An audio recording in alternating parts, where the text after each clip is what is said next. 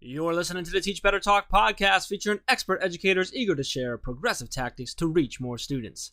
Teach Better Talk is created by teachers and fueled by passion. Let's get started.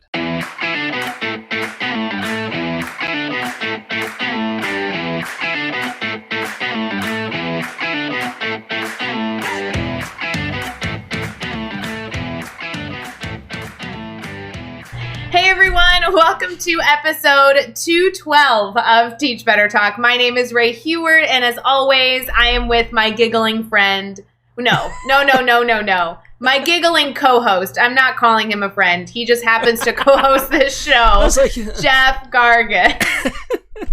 I was giggling. I was laughing pretty good before. I'm surprised I'm just giggling at this point. But well, it was a better that's what happens. word to use. Giggle. I don't know if you may not have. I don't know if you saw or not, but I did put out on Instagram and then on Twitter, like that I was podcasting all night with you, and I put a little meme of a guy saying "send help." So just plays perfectly into how right before we hit record here works. That's exactly what happened. We are just constantly apologizing to Chris Madsen, the awesome rock star who now is editing our podcast. So we have to apologize when we make it hard for him. I know. Which the beginning of this will be a pain. That is the joke. Our listeners know that we apologize to Mark Heller, who people may not even know who he is. He was a guest on this podcast. You should totally go check him out. But we apologize to him all the time. And I had somebody the other day be like, who's that Mark Heller guy you guys are always talking about? Same with Chris. We talk about Chris all the time, and usually those moments get cut out of the recording because we're apologizing to Chris. But right now, this part's going to stay. So shout out to Chris. This is going to stay. Thanks, Chris. Thanks, Chris. Chris, feel free to put your Twitter image up on screen here so everyone can go follow you and connect with you. Yeah, because if you're watching on YouTube, you can actually see Jeff and I be losers for the first 15 minutes. So put it right here. Right there. Then you just get the. I meant he could just cover both of us up with his Twitter. Oh. So they can go follow just a picture of his Twitter, a screenshot. He knows what I'm talking about. Chris, you don't. You could also scroll it on the bottom right here. I'm just saying that could be a thing. Just scroll your Twitter handle the whole time. Anyway, are we still recording? All right. Yeah, we're still recording. Okay, just checking. This is gonna be great leading into this. Mm-hmm. So I want to give a shout out and highlight a review. But hopefully no one who's listening right now is going to go review this nonsense. I know, sorry guys. But let's do a shout out. So we're very fortunate. We have a lot of people that have left a lot of reviews, a lot of really great reviews. Yeah. And we really appreciate that. And so we've started every now and then giving a little shout out. So if you keep leaving reviews, maybe we'll shout you out. So who we got today, Ray? You got it pulled up? Yeah, this is a person that has their label as Limbs of a Tree. Shout out to them. I like it. Limbs of a Tree. Nice. It's very cool, right? The title is Inspirational PD on the Go, which is already so nice, right? It says, I love that I can listen on my way to work or even the few quiet moments during the day. And few is in parentheses to imply that there are never few moments in the day. Also love how easy I can share it out with other teachers and my learning network to help others grow. Great job, guys. Keep it up. And then they made a mistake, Jeff. They said hashtag Team Ray and Jeff. I know that and Jeff was a typo. The hashtag Team Ray. And then there's a really cute smiley face, just so you know, also. People really get away and do those accidental 7 characters. No. I do it all the time when I'm hashtagging. It's an ampersand, so it's just a few characters. It's not 7. Oh, so it's just 5. Okay, yeah. That's good. Good. Can you see my dog walking around in the background? Tasty, of course. I love your dog. I don't know if the video will be... It might be cut enough where we can't see it. Now she's up next to me. She's going to bother me. It's just what it is. So let's... That's great. So getting the reviews, just so you know, Ray usually takes this and goes, but I'm going to say it this time. So just so you know, we love the kind words. They mean a lot to us. But also, if you rate and review this podcast, what it actually does is it helps us then reach more people, which allows us to share these stories with more people and hopefully impact more educator classrooms, buildings, districts, and therefore students. So if you listen, and if you like us even maybe a little bit, you don't have to like us a lot, just a little bit.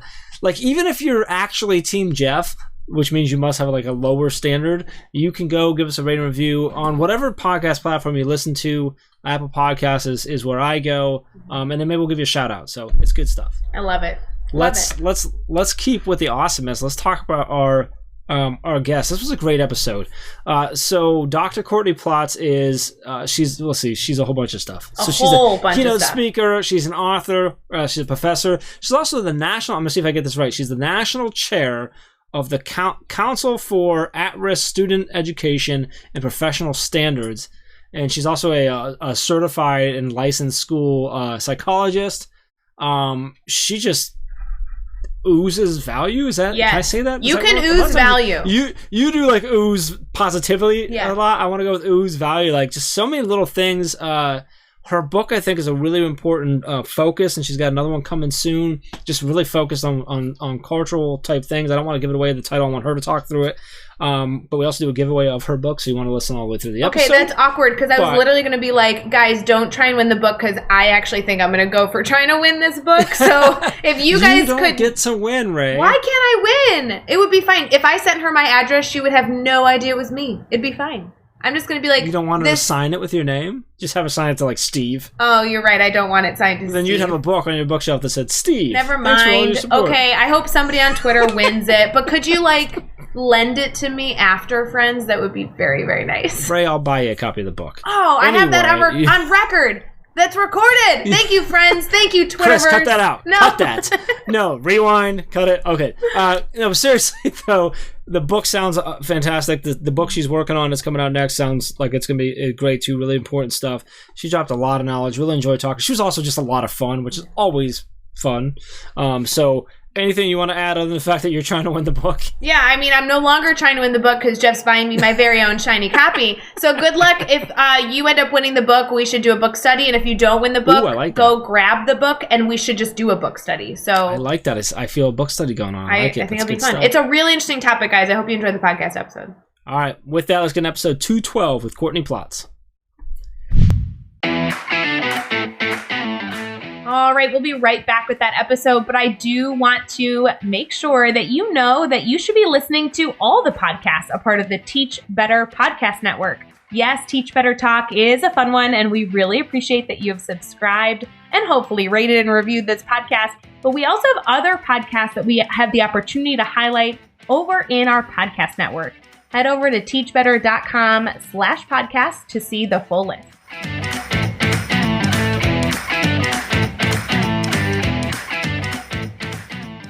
All right, we are here and we are chatting with Courtney Plotts. And Courtney, it's so awesome to have you on the show. Appreciate you taking some time and hanging out with us tonight. And really interested to dive into your story and learn more about you and everything you have going on. Before we get too far into things, how are you feeling right now?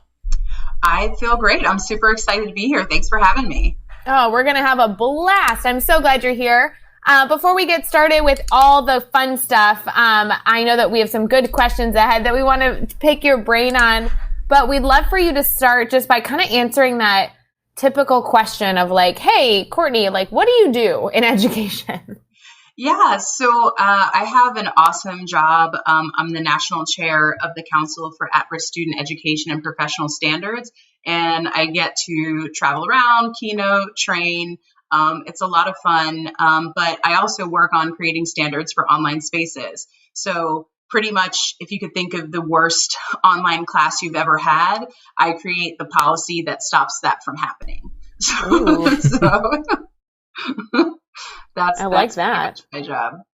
That's good. That's a good thing. You're also an author. I am. I'm going to take us right into that. Your book is Cultural Canyons. Can you give us sort of what's the book about? Where did it come from? Who should read it? What are we going to get out of it? Yeah. So I did some research about online learning, and I've always been fascinated by culture. And when I looked at online learning, it was very independent. And culturally, so many cultures don't necessarily value independence.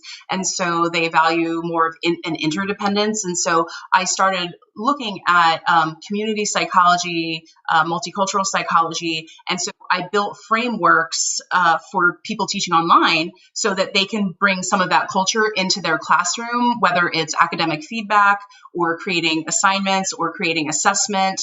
And so I started with Latinx. That was kind of out of necessity because a lot of Hispanics serving institutions had kind of reached out and asked for some clarity. And so I wrote the book. And the next one coming out is Black Cultural Canyons. And so we'll be looking at Black cultures globally and doing the same thing. So I hope to have kind of a flow of, kind of those target populations that might be marginalized in education and some things we can do to help increase academic achievement.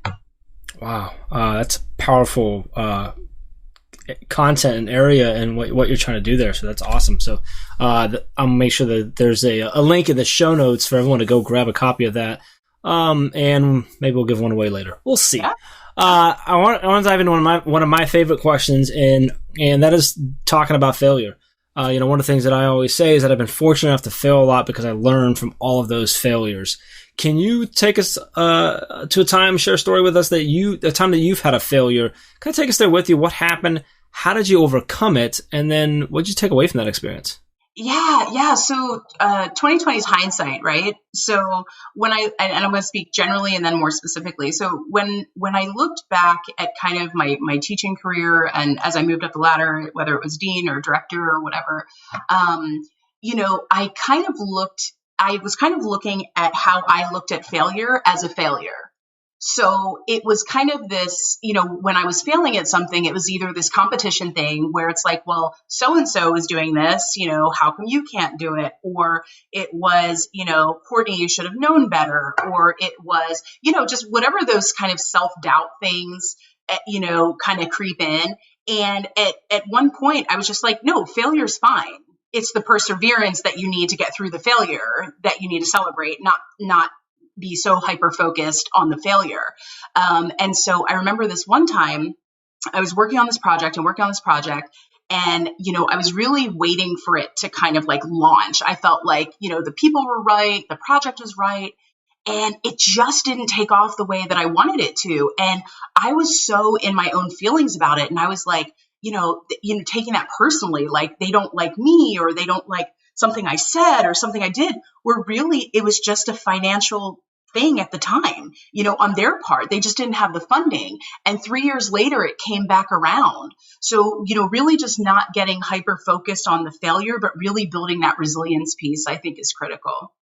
It's so critical. I mean, get into the point where you can get yourself to be able to stop that focus on the failure and the negative feeling that comes with it, and rather reflect and find the lesson in every little challenge, every little failure. That's such an empowering thing to do. Not easy to do, but really, really powerful when you do. Yeah. And I think failure is also like a practice, right? So some people fail once and it's so painful for them that they never get the resilience, right? So they stay hyper focused on the one failure instead of like stepping out again. And, whether it's, financial freedom or whether it's, this curriculum you've developed that you really, enjoy, there's a risk with that, right? So the risk is worth the reward in the end if you can weather the feelings, the short-term feelings, right? Because they dissipate. So yeah, and I think when you say that, like people who maybe have such a big failure or painful failure, they then are hyper focused on not only the failure, but also like, how do I avoid this, ever feeling this way again? Like you said,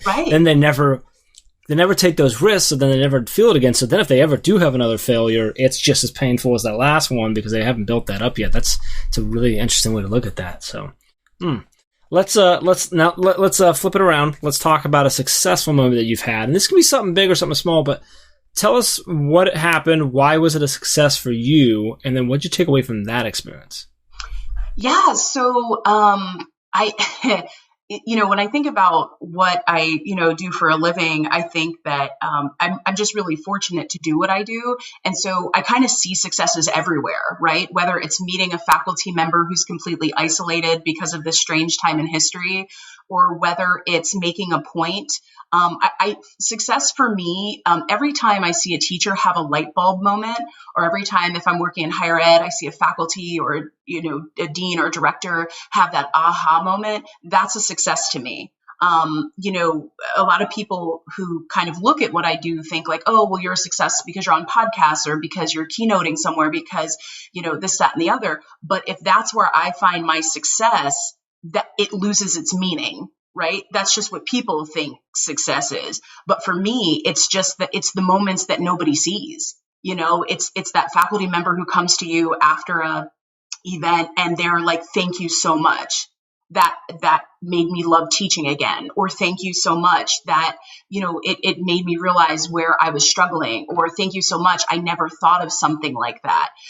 Those are the successes to me. And I think, at this point in my career, it's happening so frequently that it's difficult just to say that there's one. And I think for faculty or teachers who might be struggling, we also we don't help our teachers enough look for other successes, right? So sometimes people have this one concept of what they believe is successful when there's multiple things happening around them. But again, they're hyper focused on what they believe success is. So then, they're missing out on all the successes around them. Ugh, I couldn't agree more. It's so funny. I was just talking about this. I was on a phone call literally not an hour ago, and we were talking about this idea of failing and persevering, and then also understanding what success looks like and being able to enjoy it in the moment and just seek further successes, whether they're big or small. Holy cow, I feel like you should have been on our phone call an hour ago. What were you doing? It's my clairvoyance. Seriously. It's oh, I love it. So I have to know, obviously you've shared so many just beautiful pieces of insight with the work that you're doing in education right now. And, there must be something that's really fueling your fire and really excelling you forward. What is that right now? What's really keeping you excited about education? Yeah, right now there's two things for me. It is creating community in online spaces. Because research-wise, we've only tapped into that, and it's been a very surface thing for a long time. And for the past 5 years, I've been focused on how to help people build community in online spaces and do it well, and do it so their students feel connected, their faculty feel connected to each other. And the other thing is just looking at the cultural aspects of online learning and all the things we don't think about. So for instance, here in Florida, and I spoke about this on the higher Chronicle and Higher Education webinar last week, and not to be to worry people to the point of super concern, but one of the things that I've been looking at is crisis prevention in online spaces. So one of our national training models, what it looks like is, how do you define the online space? So for instance, right now, if the two of you were my instructor and there was an emergency, you don't even know where I am. So we're not even equipping teachers to move forward with protocol in these spaces. We're just saying, hey, get on and teach. And so a month ago in Florida, right when school started, there was a mom, and she was with her elementary school kids, and she was online, and her boyfriend walked up and shot her on the camera. And so we didn't prepare teachers for that. And it's not that teachers or faculty or staff can prevent what's happening, but there's a protocol to manage what's happening. And so, again, it's the things that we don't think about. It's the kids who might be, suicidal. And so, I'm a school psychologist by trade. So all of those things that I look at, I look at with my online learning background and my clinical background. So those are the two things that have me excited. I want safer online spaces for everyone. And I want teachers to feel confident in what they're doing. And it's just a new frontier, and I'm super excited about it. Obviously the example you shared is very scary, right? No educator necessarily heard that and was like, oh yeah, I feel totally prepared for that moment. Right, exactly. But I'm so appreciative still now. I mean, we've been doing so much professional development for teachers since COVID hit, and really the work that the Teach Better team, the majority of the work we do is on just instructional strategy, strategic planning, all that piece. You bringing up this other layer of safety and all these other, things that we need to consider. It's almost calming to know that somebody else is thinking about that. Somebody else is being active and getting the answers in those spaces. Because as you said that, I was like, oh my gosh, I've never thought of that. How ill prepared I am. Oh my gosh. But then there's also this moment of oh, but Courtney is leading the way to ensure that that isn't how I feel, and we can find the right solution. So I'm so glad that you're doing that work. I think that a lot of educators are hopefully listening to this and reflecting, and maybe we'll ask some of those, critical questions to continue that conversation and in their bubbles as well. Yeah. Thank you for saying that. Yeah, we've had a crisis prevention intervention certification for online educators for about 4 years. So that's just been kind of amping up. So for us, it's somewhat old hat. It's just a matter of and it's really small stuff. Right. That's what I really need educators to hear, because I know you may be in that anxiety space right now where you're like, oh my gosh, like you said, I haven't thought about that. Oh my gosh. But it really is small things. So for instance, when you get those students, just reaching out to the guidance counselor and saying, hey, is there anything that I should be aware of, and highlight those students, and maybe have the school counselor, reach out and just ask those questions, how are you? What's going on? And they're doing those things anyway. It's just connecting the teacher to it. So if there's a high-flying student that you're super concerned about, that teacher's able to have that protocol ready for themselves. Whether it's, taking kids and having that breakout room ready to put other kids to the side, or whether it's really making sure that, that child is ready for maybe a large learning group, or maybe they need something smaller just because of the attention that their situation may require. No, I think that's absolutely wonderful. I know you've kind of already shared some advice. I don't necessarily mean to put you on the spot, but there's so many different pieces of advice that we can offer educators. And you've already shared like so many just different layers and pieces of things that we should consider. But if you had educators listening right now, captive audience, right? Teach Better Talk podcast, captive audience, and you want to give them one piece of advice for them to be successful, not only for themselves, but also for their students and their families, what would your piece of advice be? Yeah, I think you kind of have to trust what you know, and you didn't get into education to be in this space of kind of feeling stagnant, right? Or feeling that, it's you against the machine, right? So really just go back and reflect on what brought you to education in the first place, and really be honest if you've outgrown where you are. I think so many educators, because they're planners by nature, they love what they do, and sometimes they can't see, a value, in other spaces where, if you got that master's degree, really consider teaching at the college level. There's so many opportunities, and just don't forget, why you got into teaching in the first place, because I know for myself, and a lot of us do this thing where, we teach how our favorite teacher taught, and we try to be who we needed, right? And so making sure that we don't lose that in the focus of something like this really strange time in history, or, maybe something's going on at the school that's kind of out of our locus of control, but really just being present and just remembering, why we love doing what we do. And it's hard. It's hard for teachers now. And I think a lot of people don't understand, especially at the elementary. There's been so much data put into it that a lot of people are struggling to actually teach. They're managing data, and all they want to do is work with the kids, right? But they can't work with the kids because there's all these different layers. So, really understanding and teaching your parents, what it is that you do and what it is that you're responsible for. Because a lot of parents don't understand, well, why can't you just work with my kid here or there or wherever? Well, I'm managing, I don't know, thousands of layers of data a day, and keeping track. So it's hard to sometimes, when we get lost in that shuffle, remember why we're doing what we're doing. So that's what I would say. So good. Yes, super important advice there. Let's do something cool. Well, the whole thing is cool, but you know what I'm saying. Let's do something, another thing cool. I love you said you want to give away the book. Sure.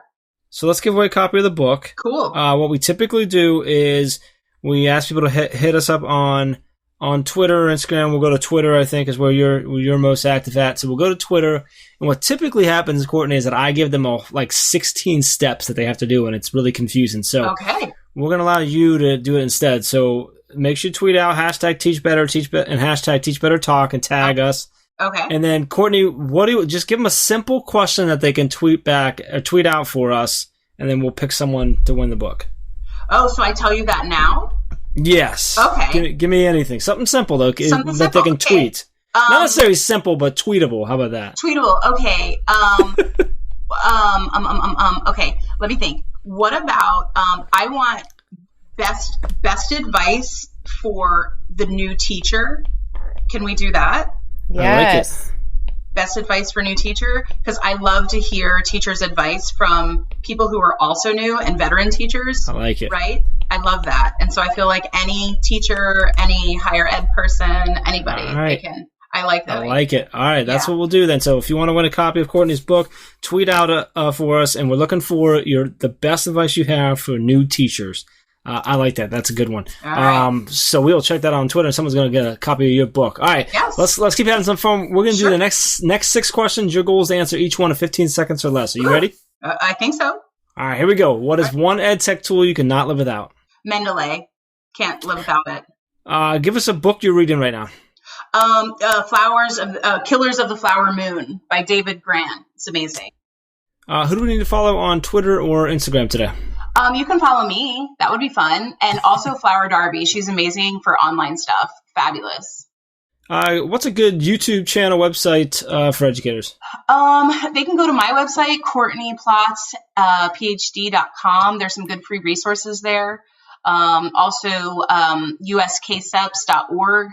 We have a lot of free webinars there. So Teaching Connectedness was just recorded. So that's available for you, 100% free. Give us a daily, weekly, or monthly routine every teacher should get into. Oh, they got to think about their next step. You know, whether it's a small next step, meaning what am I going to do in the next 15 minutes for self-care, or whether that's a huge step, like am I going to start selling my curriculum on TPT or doing something outside of the box? And give us the best piece of advice you've ever received. Oh, Dr. Elizabeth Shobe, Stockton University. Give her a shout out. She is still there. She was my inspiration. I didn't know what I was going to do with my life, and she said, I said, should I do social work or psych? And she said, do psych. And I said, okay, because I wanted to be just like her. And then she said, but understand that when you get your doctorate, that's just the beginning. That's not the end. And I said, okay. And I have been following that advice, you know, so, and insert any degree, right? It's not about the degree. It's just about the, you know, whatever you're doing, there's always something, you know, more if you want it. Ooh. Like it. Awesome. So good. She was a natural at that. That was super speedy. That is definitely trophy worthy. You get the Teach Better Talk trophy for sure, Courtney. Amen. I feel like I can put that on my fireplace, right? Here Absolutely. It's huge, though. It's way too big to fit on a fireplace. You're going to need to get a whole other house, like a barn, storage space. Okay. Mm-hmm. Amen. Okay. Yeah. But it'll be really great because that'll be like an opportunity for you to, take pictures of it and show it to your friends when they come over. Like, of course, that'll be exciting. Right. It's so awesome. It cannot be managed by the Twittersphere. It's true. Or Facebook. That's how big it is. It's amazing. Courtney, I want to make sure that our listeners can stay connected to you, not only in hopes that they win a copy of your book, but also just the amazing work that you're doing to stay up to speed on what that is and how they can get involved. Would you mind sharing how they can stay connected? Yeah, no, not at all. You can follow me on @Courtney_Plotts on Twitter. And I have to tell you guys a funny story. I don't really do social media, but once I published the book, my publisher was like, you kind of have to do it. And I was like, and they're like, no, you kind of have to do it. So forgive me if I don't like rattle everything off like I should. And then, you can go to my website, like I said, CourtneyPlottsPhD.com, and you can go to uscseps.org, and we always have announcements on things that are going on. I'm super excited because our national certification program is going to Auburn University at Montgomery, so we just got that news today, so we're super excited about that. And I'm just happy to connect with anybody, and the Zoomosphere moves fast, so I'm excited to see who kind of comes through. Loving it. You can find all the links and resources, everything we mentioned in this episode over at teachbetter.com, as well as the really important links for connecting with Courtney and keeping this conversation going. So head over to the show notes over at teachbetter.com for all of that.